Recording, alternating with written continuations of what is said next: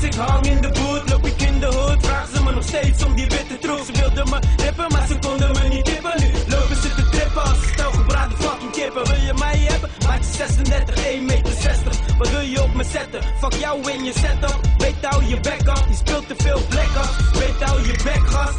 Praten over 9 strepen koken. Nee, je mag niet eens een vuurtje van je fucking moeder stoken. Praat niet over koken. De dingen die ik nu doe, ja die gaan me echt belonen. Want 5 jaar geleden kon ik je echt niks beloven. Straatlevens waar ik juist fucking in geloofde. Maar die dingen zijn never nooit gelogen. Mijn broertje Best heeft mijn werk in de dag van de stress. Nee, ik ren niet meer met die bags. Want je hoort me alleen spitten op een track. Ik trek een filmset, je weet dat ik die dingen heb. Ik ken hem wel die dingen trekt als het niet met die flikkers werkt. Kunstzinnig als Van laat je verdwijnen als klok. Het aftige zak op de mic, president de Hancock. Niks op de pop, dit is praten voor je nadenkt. Maak een rapper boos zonder vorm van een aanzet. Tracks die zijn aan en ik weet dat je ze aanzet. Westerling niet baas, plaats in 16 was je faam weg.